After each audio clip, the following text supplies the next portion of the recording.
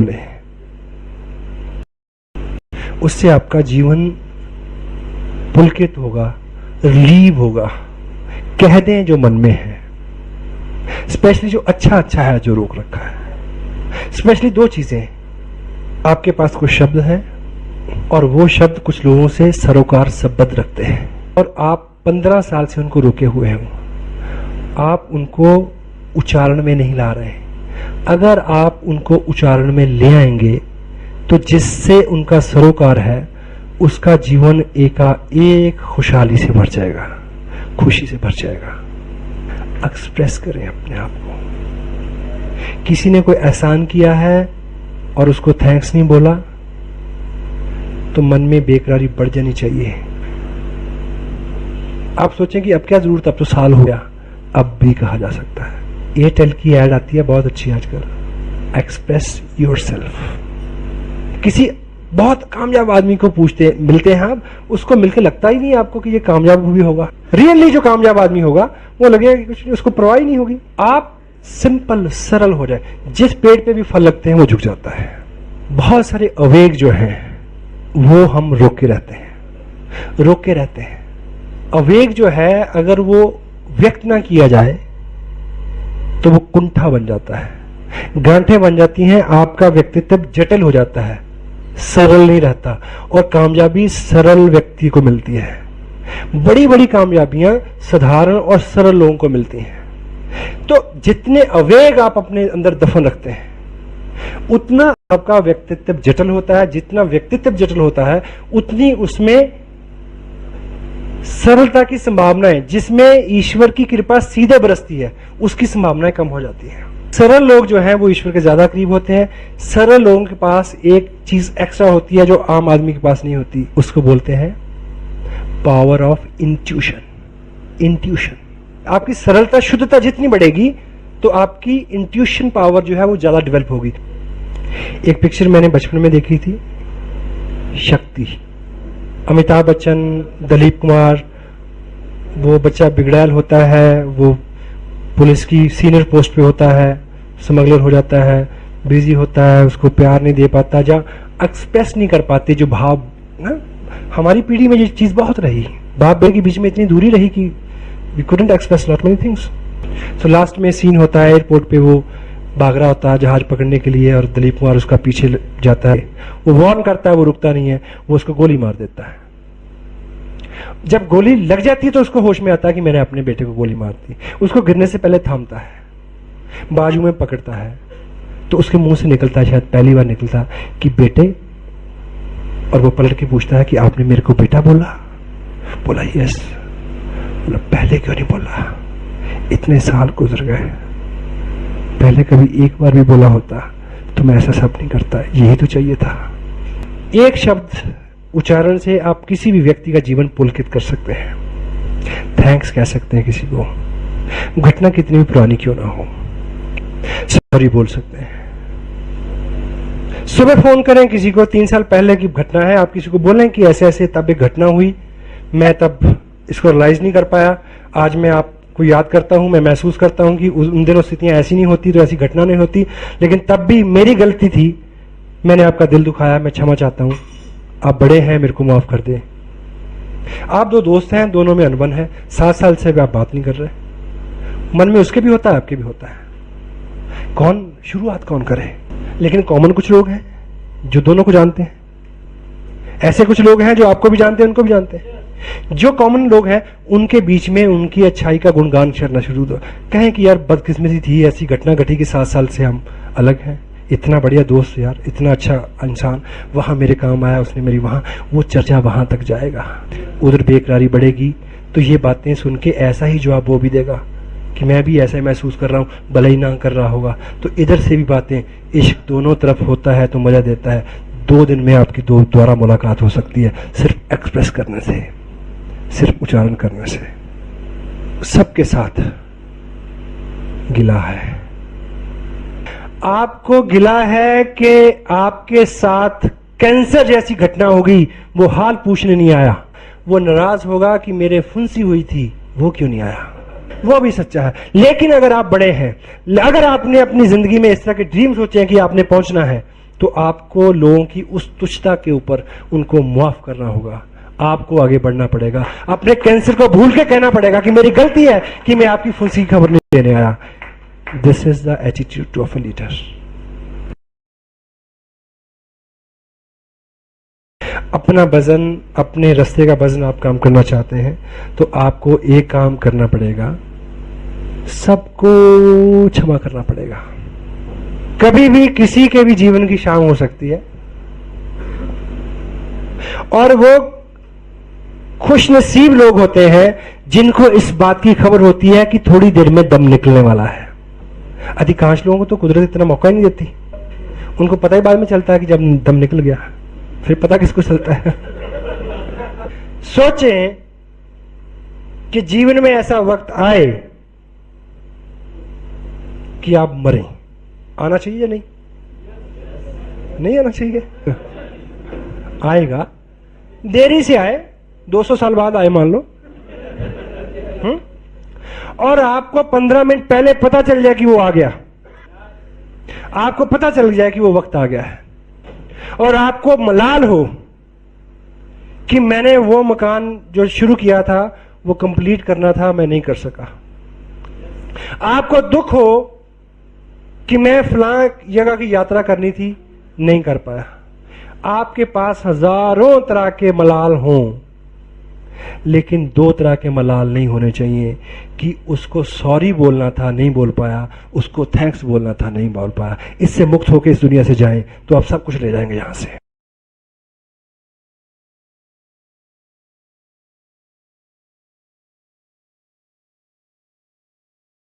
आदमी कामयाब होता है, बीइंग पर्सन आपको कामयाब होना है।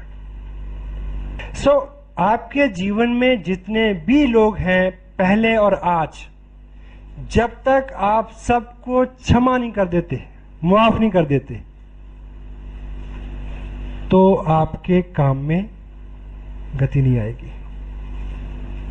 आप ये बताएं कि आपको किसने हक दिया कि आप किसी को मुआफ करें? सुनिए, जब हम किसी को मुआफ करने की बात करते हैं तो हम चौधरी हो जाते हैं कि हम बड़े हैं, हम लोगों को माफ कर देंगे। पहले इसी विषय में विचार कर लें। हाँ, आप जरूर बड़े हैं अगर आप माफ करेंगे। पहले सोचें कि आपको ये हक क्यों दिया गया। डेल कार्नेगी अपनी किताब लोक व्यवहार में कहते हैं कि आप जिनमें आप गलतियां निकालते हो, 100% जिनको गलत मानते हो, कैसे हो सकते हैं? एक रुकी हुई घड़ी भी दिन में 2 बार सही होती है, एक खराब घड़ी भी दिन में 2 बार सही टाइम बताती है, नहीं क्या? तो आप किसी को माफ करें, इसकी नौबत कब और क्यों आए? क्योंकि पहली बात तो आप इतने बड़े नहीं हैं, आप कोई ऐसी जजमेंट पास नहीं कर सकते कि वो गलत है, क्योंकि एक सच के 100 कोण हो सकते हैं, 365 मानते हैं वैज्ञानिक। और दूसरी बात, जब आप किसी को माफ करने की बात सोचें, उससे एक कदम पहले आके सोचें, आप क्यों मानते हैं कि उसने ये सब जानबूझ के किया?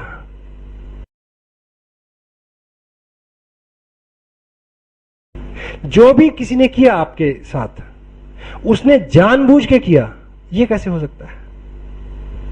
शिखर पर मिलेंगे किताब है, उसमें उल्लेख है, जिगजिलर ने लिखा है, आपको शांति का जीवन जीना है तो आपके जीवन में कोई भी घटना हो, कोई भी गलत चीज हो, कोई करे, तो पहला विचार आप दिमाग में ये लेके आए, क्या उसने जानबूझ के नहीं किया होगा। शांत रहेंगे आप, क्यों बिगाड़ तो क्या सकते हैं आप। हेलो, हुई घटना एक घटना है, आपसे भी हो सकती थी, और अमूमन जब हमसे होती हैं गलतियां तो हमें पता ही नहीं होता, जब दूसरे करते हैं तब हमें केवल पता लगता है। पहली बात तो यह कि घटना घटी और जानबूझ के आपके खिलाफ की गई और आप उसको माफ करें, ये तो नौबत बात है। हो सकता कि ऐसा हुआ ही ना हो, बिल्कुल अलग फिलॉसफी हो।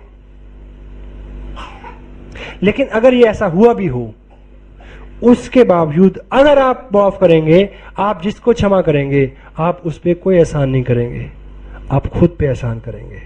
आपका अपना जीवन उससे उन्नत होने वाला है, दूसरे का जो होगा सो होगा। स्वार्थी बने, स्वार्थी बने। अगर ईश्वर मौका दे कि एक आदमी का कल्याण आप कर सकते हो, तो सबसे पहले किसका करना चाहिए? अपना।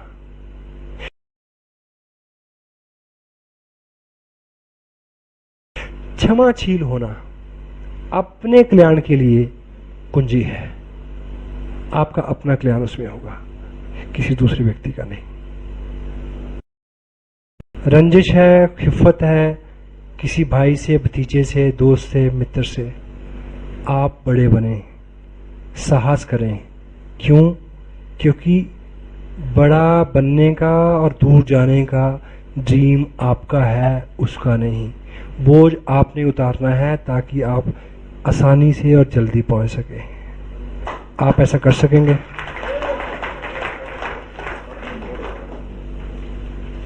बहुत सारी बातें जिनकी वैल्यू होती है जब उनका उच्चारण होता है, लोग कब्र में साथ ले जाते हैं उनको। आपके जीवन में जो बेस्ट है, आम आदमी के जीवन में जो बेस्ट है, वो बहुत कम शब्दों में कहा जाने वाला है। वो आदमी के साथ कब्र में चला जाता है।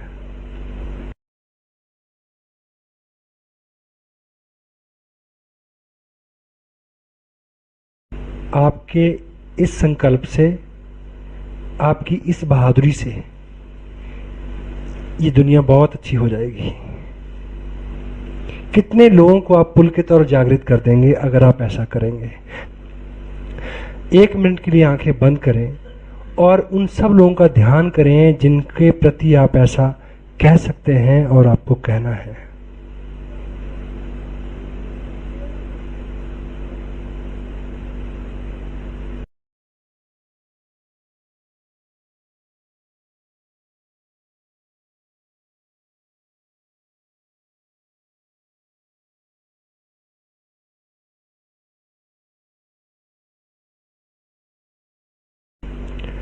अब वादा करें कि कहेंगे। अगर आप ऐसा कर पाए तो आप इस मॉडर्न वर्ल्ड के संत हो सकते हो। क्षमादान एक ऐसा दान है जिसे देने वाला सब कुछ पा जाता है। रोग मुक्त शरीर, तनाव मुक्त मस्तिष्क, प्रफुल्लित मन एवं खुशहाल जीवन की कामना करने वाले प्रत्येक व्यक्ति को सबसे पहले क्षमाशील होना होगा। ये बात आधुनिक विज्ञान की कसौटी पर 100% खरी उतर चुकी है कि मन के उपचार का मूल तत्व क्षमा है। क्षमा खुशी और मानसिक शांति की कुंजी है, लेकिन बहुत बार क्षमा का वास्तविक अर्थ समझने में भूल की जाती है। क्षमा का अर्थ केवल आपको नुकसान पहुंचाने वाले किसी व्यक्ति से बदला ना लेना भर नहीं है, बल्कि उस व्यक्ति के बारे में सभी गलत धारणाएं मन से हटा देनी होंगी। अगर आप उसे अन्य व्यक्ति की तरह ही प्यार कर पाएं, तभी मन में पड़ी पेचों से आपको मुक्ति मिलेगी। दुनिया में जो कुछ भी है उसे विभिन्न कोणों से देखा जा सकता है। हर वस्तु एवं पक्ष का व्यास 360 अंश होता है, अर्थात उसे 360 विभिन्न कोणों से देखा जा सकता है। जब तक आप इस सभी कोणों से ना देख लें, किसी चीज या व्यक्ति के बारे में सही धारणा नहीं बना सकते। आप ये नहीं जान सकते कि आपको नुकसान पहुंचाने वाले व्यक्ति ने किस परिस्थिति या मन स्थिति में वैसा किया, और जब तक आप ये नहीं जान लेते कि उसने ऐसा क्यों किया, तब तक आप ये नहीं समझ सकते कि वह व्यक्ति सही है या गलत। इसलिए उस व्यक्ति को लेकर क्रोधित रहने और इसमें अपनी बहुमूल्य ऊर्जा नष्ट करने से बेहतर है कि उसे माफ कर दीजिए। ईश्वर ने सबको एक समान बुद्धि का दान नहीं दिया, इसलिए भी दूसरों से मिलने वाली निराशाओं और प्रतिकूलताओं के लिए अपने आप को हमेशा तैयार रखें। अपने भीतर हमेशा क्षमाशीलता का भाव बनाए रखिए। प्रफुल्लित मन से सबको क्षमा कर दें, यहाँ तक कि अपने आप को भी।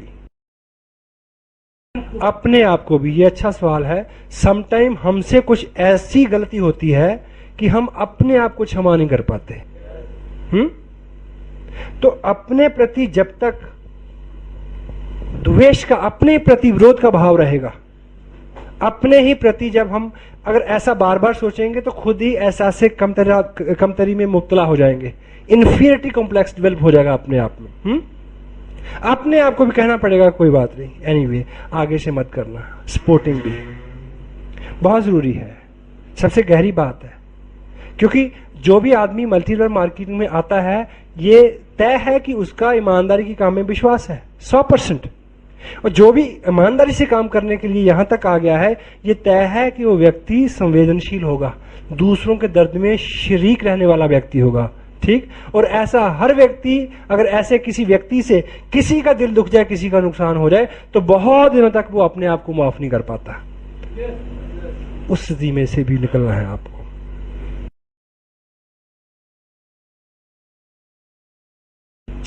एक लिस्ट बनाएं। बहुत सारे नाम, चेहरे, व्यक्ति ऐसे हो सकते हैं जिनके स्मरण मात्र से आपकी भौहें तन जाती हैं, मुट्ठियां भिज जाती हैं, चेहरा लाल हो जाता है। इस चीज से निजात पानी होगी, इस चीज से मुक्त होना होगा, तभी हम कुछ ज्यादा बड़ा कर पाएंगे। उसके लिए कुछ सूत्र हैं, दूं क्या? बिल्कुल 40 दिन में 1000% रिजल्ट आएंगे।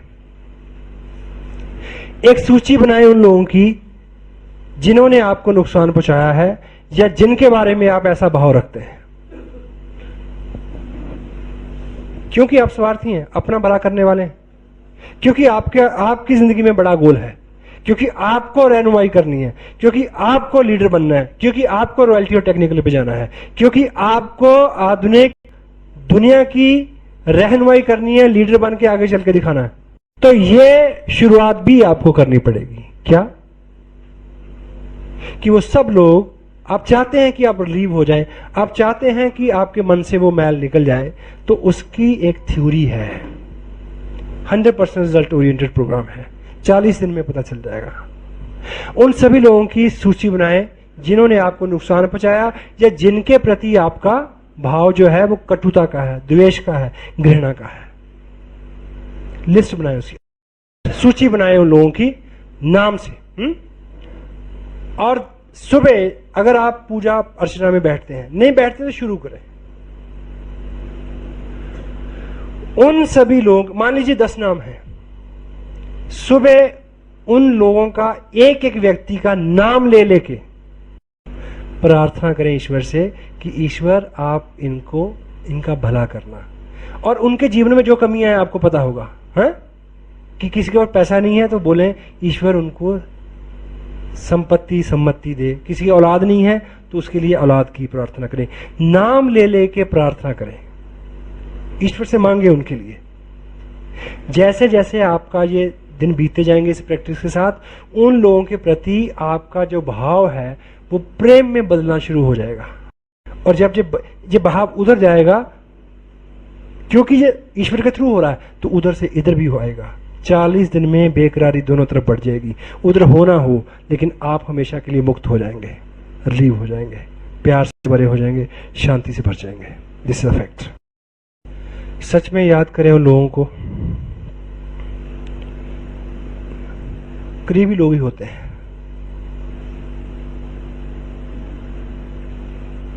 कल्पना करें कि आपके सामने कोई आके खड़ा हो जाए और ये बोले, आपको एक चीज रोक सकती है कि अगर मैं उसमें पास जाऊंगा, बोलूंगा कि 3 साल पहले ऐसा हुआ था, मेरे को माफ कर दें, हेलो, तो वो क्या सोचेगा? आप सोच सकते हैं। अगर ऐसी सोच आपको रोके तो अपने आप को खड़ा करें उसकी जगह। सोचें कि अगर आपके पास कोई मित्र 3 साल बाद चल के आए और कहे कि यार माफ कर दे, मैं 3 साल पहले जी गलती की, आप कैसा महसूस करेंगे? जैसा आप करेंगे वैसे तो वो करेंगे।